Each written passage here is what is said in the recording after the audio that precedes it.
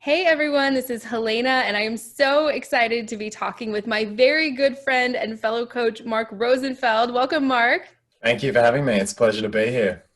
I am so excited. We haven't done this in a little while, but for those of you who aren't familiar with Mark, I'm sure you know who Mark is, right? He has an amazing channel here on YouTube. He's Australia's #1 dating and relationship coach for women, and he's also the author of the amazing book, Make Him Yours, Beating the Odds of Modern Dating. Did I have all that right? You got it all right. You nailed it. Thank you, Helena. Awesome. And we're so excited. We just want to jump on and make a quick video for you guys on the #1 emotion that makes a man value and respect you. Mark is a total expert on this. I know you're going to love everything he has to say. So let's just jump right in. Mark, is there anything you want to say before we get into this topic? Yeah, I'm really excited to dive into this. I think some of this stuff goes pretty deep, and it's so linked to some of the most important and healthy relationship contexts, yeah, like boundaries and standards, and all these pieces really fit together really well. You're going to be able to take a look at your own history as well and see how this kind of specifically relates to you. So yeah, let's jump in. Absolutely. All right. What is it? What is that #1 surprising emotion that makes a man value and respect you? Well, the key is in the upbringing and in the way we're brought up. And there's actually a really cool movie. If you haven't checked it out, check out the movie Inside Out. It's a Disney movie. Have you seen it, Helena? I have. I love that Yeah. movie. Yeah. Yeah. Mhm. This talks about this concept. And, emotions, they come from our subconscious brain, and they're kind of like guidance systems. So we often get the emotion of joy if our subconscious thinks we're doing things in the right way, correctly. And we get negative emotions if something is wrong or if something is off in the system. So these emotions are feedback loops for us. The problem is, as kids, and the way that especially girls are culturally raised, is, well, boys have these problems too, is certain emotions kind of get pushed down by upbringing or by our parents. Now, for boys, the example would be emotions that are so-called weak. Don't show weak emotions, young man. Don't show your sadness, or don't show your vulnerability, or don't show that you're a bit uncertain. Boys often have to push these down. And we see this all the time in men after a breakup where, oh, I shouldn't feel sadness. I'm just going to compartmentalize that over here, and I'm going to go on living my life. And of course, it tends to come back later. And this is why guys tend to have such a delayed reaction to breakups. But for women and for girls, the problem's a little bit different, especially if you're in the sort of 20 or really, if you're older than 20 years right now, you probably had parents who responded to specific emotions in certain ways. And one of the emotions that often women are very much discouraged to express as girls is the emotion of anger. So have a think, and I don't know how this relates for you, Helena, but have a think for yourself. How much was my anger loved and appreciated growing up? Wow, gosh, that is Yeah. so true. We tend to be rewarded for not showing our anger growing up, and then we tend to be punished, I think, when we do express it. It's like that's when we have a timeout, and I think, learn on a subconscious level, people can't handle that. My parents or caretakers can't handle that side of me. And then we can start to even hide it from ourselves, I found. Right. I have to be a nice girl. I have to be harmonious. Good girls fit in. Good girls don't cause trouble. All this rubbish that we're taught growing up, and especially women are taught. I was literally on a client call yesterday, and, we did an aspecting practice, and it was literally about 20 minutes of her just getting some of this anger out of her system from when she was much younger. And the parents, because her sister was sick, her parents put all their energy on the sister and basically told her, you have a roof over your head, you have food, you should be grateful. And that was the message that she got over and over again. So her natural anger as a kid was like, hey, this isn't right. Like something's wrong here. You're being crossed. Like, speak up, take action. Anger is a very energetic emotion. Take it, do something, basically. And when the feedback is, hey, you should be grateful, push that anger down, don't respond to it, a long time of doing that kind of leaves this debt of anger that needs to be processed. And it also means that as an adult, if you've experienced this, or for this client, she struggles to use anger as a healthy signal it is, because anger is when a boundary is crossed, right? That's Nate. You poke a bear, what happens? The bear gets angry because you've crossed its skin boundary.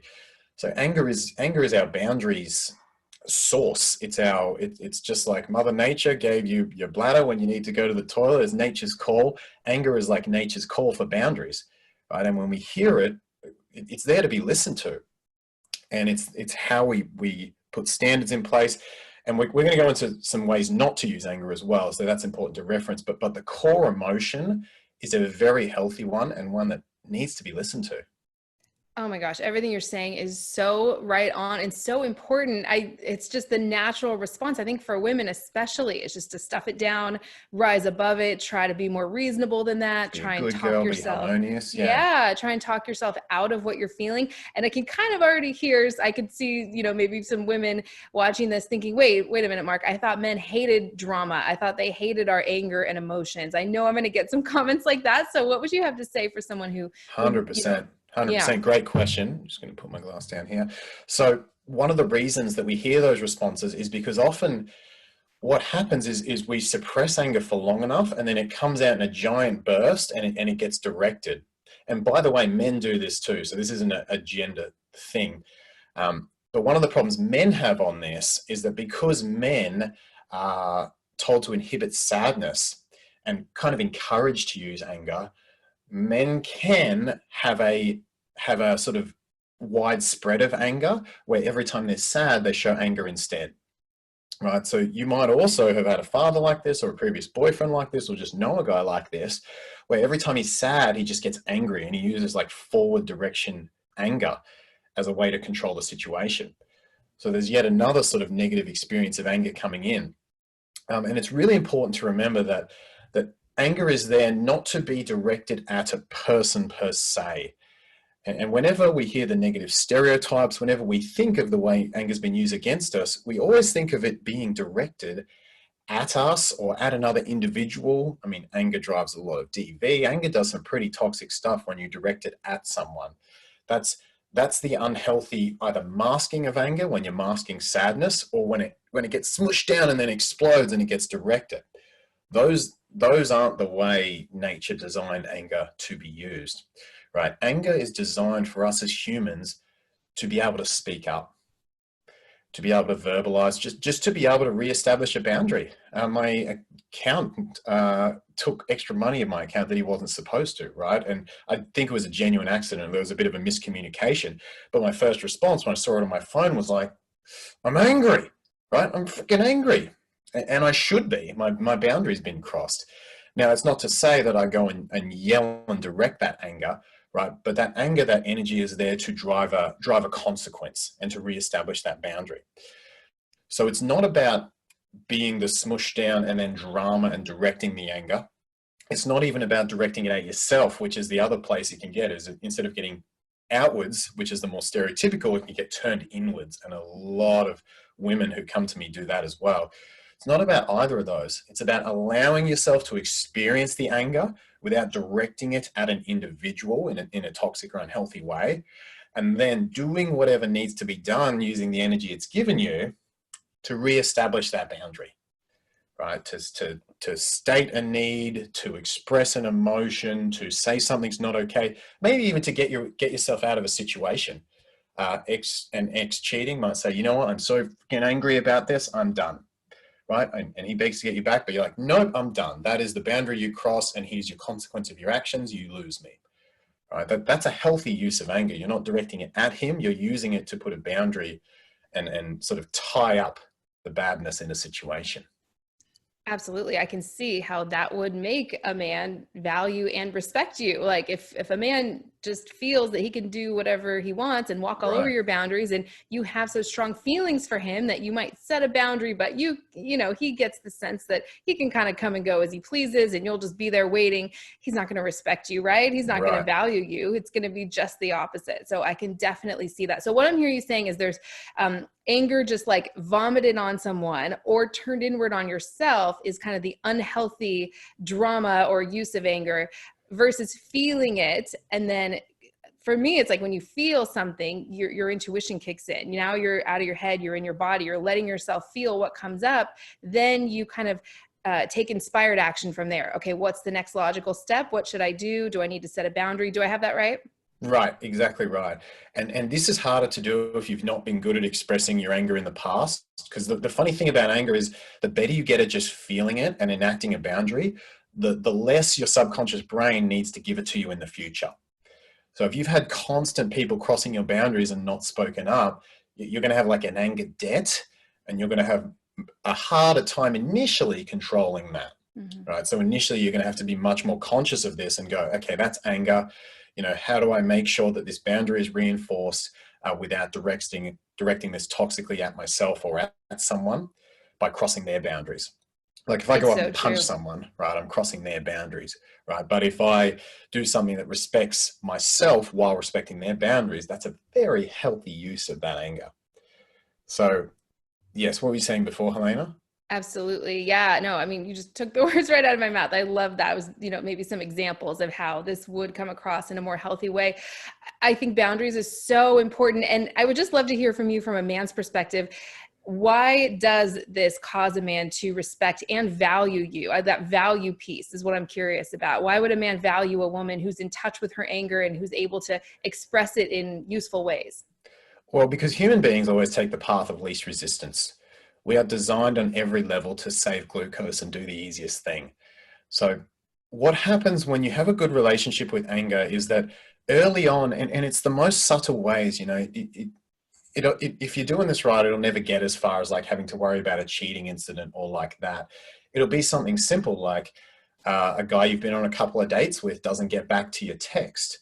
And then he tries to book with you last minute and it just doesn't fly. And you seem kind of genuinely disinterested because he's been a bit useless. He didn't get back to you properly, and you book some other stuff and you've kind of lost a lot of interest in him.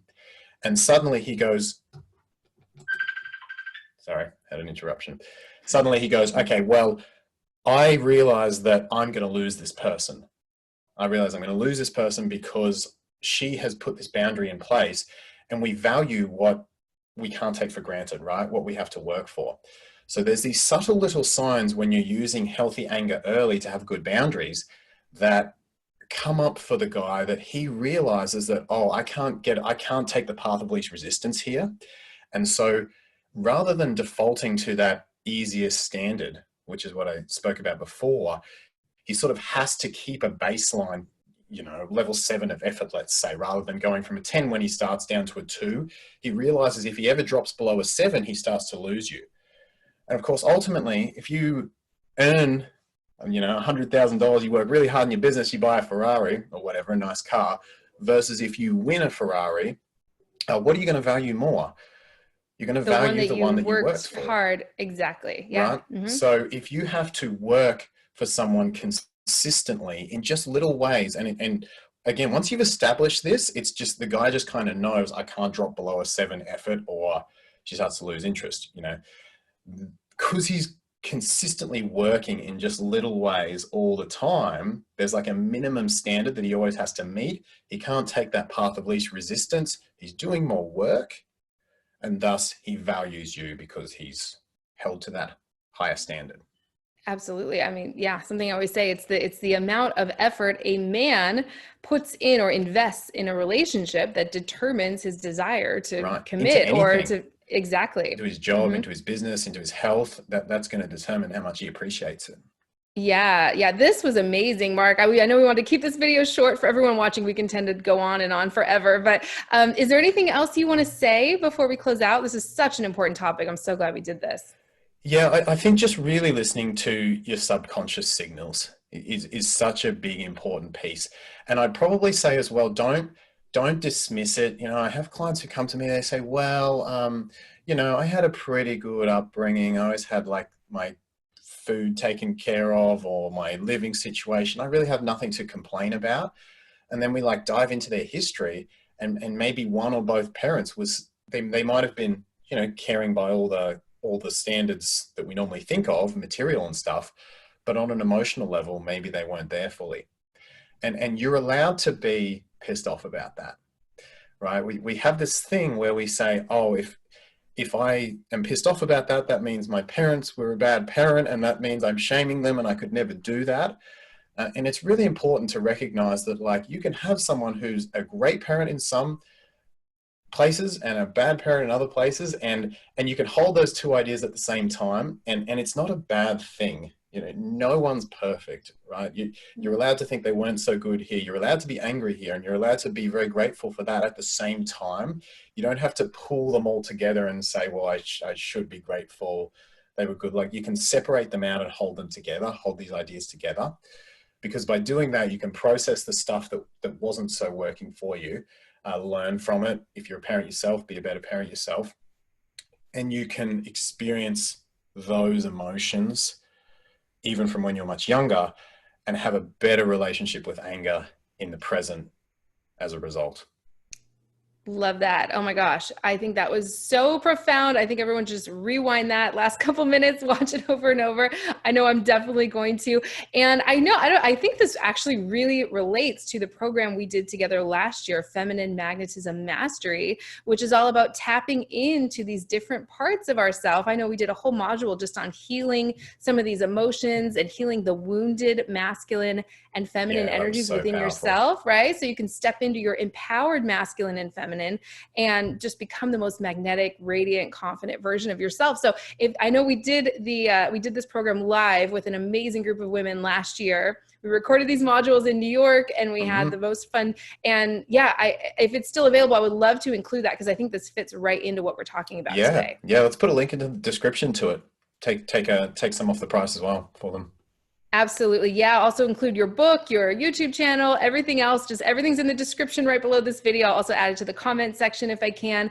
And this was amazing, Mark. Thank you so much. I would love to do some more videos on these really important topics with you sometime soon, because it's something that's not very much talked about, but it's so important, because just like you said, the more you try and stuff anger or any emotion down, especially those unpleasant feelings, the more it's going to pop out and sabotage you, usually at the worst possible moment, right? So this was so important. It's feedback, right? It's like if you've got a map, and you look where you're sailing and there's like a volcano on the map, you're like, oh, that doesn't feel very good. Let's throw the map away.